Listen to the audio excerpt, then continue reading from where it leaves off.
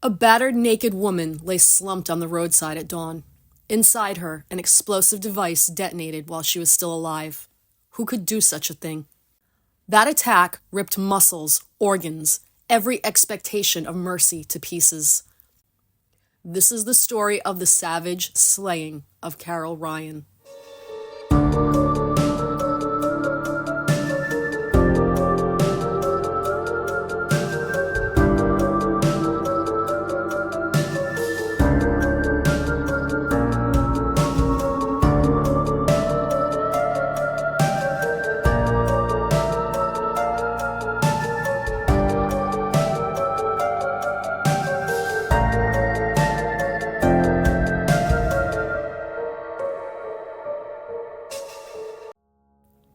You're in Syracuse, New York, early morning, September 1st, 1996. A quiet, leafy Eastwood neighborhood. Its pavement dew, wet, the only stirrings from fishermen along Route 91 near the 𝖒𝖊𝖉𝖎𝖆 Reservoir. It's here the world lost Carol Ryan. Carol, born July 4th, 1954, in Boylston, New York, was known for her warmth, her love of music, and as a devoted mother. Recently grieving her mother and struggling with alcohol, she had lost her driver's license and depended on rides or hitchhiking to get around.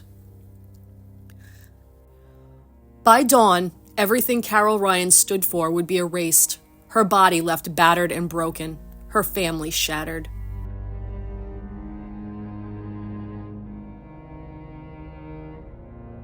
Late that night, witnesses saw Carol at Dinosaur Barbecue around midnight, then drifting to small bars, Pro's Grill around 12:30 to 1:15 a.m., the East Room on James Street from about 1:30 to closing at 2 a.m. She flirted with pool and dance, even volunteered to buy breakfast, but no one took her up on it. After wandering off to hitchhike home, she never made it. At 6:30 a.m., a fisherman found her, naked, bruised, unconscious on the roadside. The smell of blood and something chemical lingered in the chilled air. He called 911 and stayed with her, but she couldn't speak. Experts later confirmed she had been violently beaten, burned, scraped, then had an explosive device inserted into her body, which detonated while she was still alive. The device equaled a quarter stick of dynamite and shredded tissue, explaining the red paper scraps found nearby.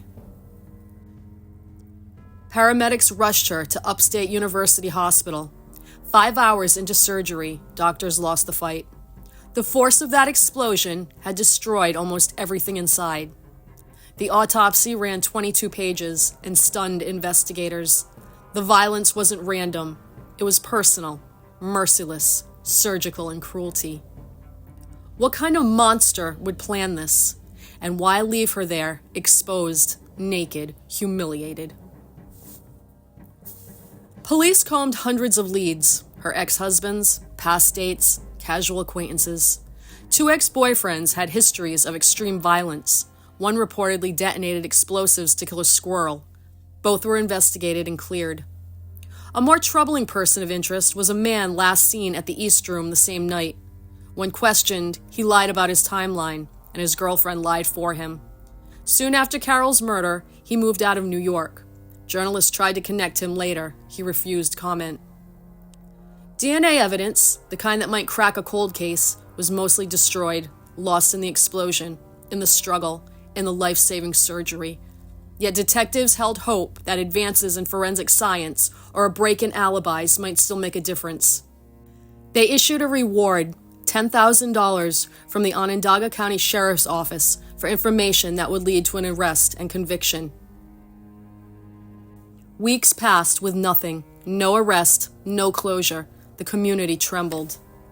There was no trial because there was no arrest. No suspect ever faced charges. Authorities cleared several based on weak or alibi-based investigations. The most suspicious person quietly disappeared from the public eye after leaving New York State. With no hard evidence, the case stalled. Detectives felt the weight of missing leads. A former lead investigator later said they believed they knew the killer, but lacked the proof. No confession came, no guilty plea. The suspect's refusal to speak and his absence made it impossible to move forward. Despite exhaustive efforts, the case remained a heartbreaking cold file. Carol's family, particularly her son Sean, held on to hope that someday there would be accountability. Decades passed, but could a phone tap, a scrap of paper, or an eyewitness rechecked ever bring justice? Carol was laid to rest beside her mother in Oswego County's Mount Adna Cemetery. Her death left deep wounds in her family, especially her son Sean and his children, who inherited the unanswered absence. Grief turned to advocacy. They endorsed DNA appeals, pushed media awareness, and partook in documentaries. The community of Syracuse was shaken, haunted by a crime that seemed to break every boundary of human decency. Over the years, the case resurfaced in the Firecracker podcast and documentary series produced by Syracuse.com, which revisited witnesses, traced timelines, and explored new theories. Those episodes reminded a generation that cold cases persist, not out of low priority, but out of impossibility. The community response included vigils, cold case boards, and renewed policing focus. Though decades old, the case still stirs public outrage and empathy. Did justice die with Carol, or can it still be delivered? As the years advanced, the question turned from who did it to will anyone ever be held accountable? To date, Carol Ryan's case has not been dramatized in major films, but Firecracker, the investigative podcast documentary, dramatizes her final hours with voice actors, ambient reconstruction, sparse visuals that all enhance rather than sensationalize the horror. Compared to cinematic true crime, where violence is often sanitized or romanticized, the stark, unflinching Firecracker strategy emphasizes facts, interviews, timelines, medical records. It avoids the usual tropes, focusing instead on trauma, ambiguity, and human cost. This restraint underscores a crucial point. Not all tragedies are meant for dramatization. Carol's story resists tidy narrative arcs. It confronts us with unresolved brutality. Media adaptation here becomes a tool to investigate, not entertainment. What if Hollywood picks up the case? Would they erase the ambiguity? And would that do justice to Carol?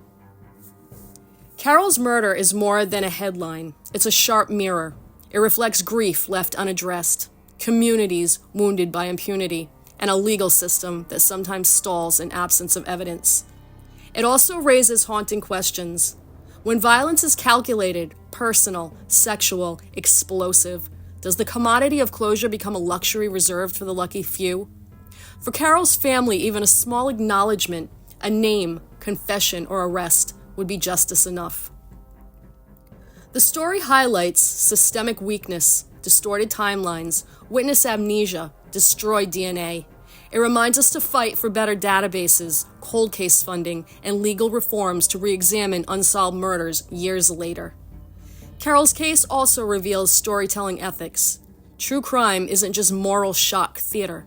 It can be a path to remembrance, empathy, and perhaps one day, accountability. When viewers watch this on YouTube, the goal is not to revile, but to remember and to challenge. Society's memory depends on retelling. Sometimes the silence becomes more powerful than words. If you enjoyed this true crime story, don't forget to like and subscribe and let us know what you think in the comments. Want to watch another chilling tale from the underworld? Check out these other videos on screen.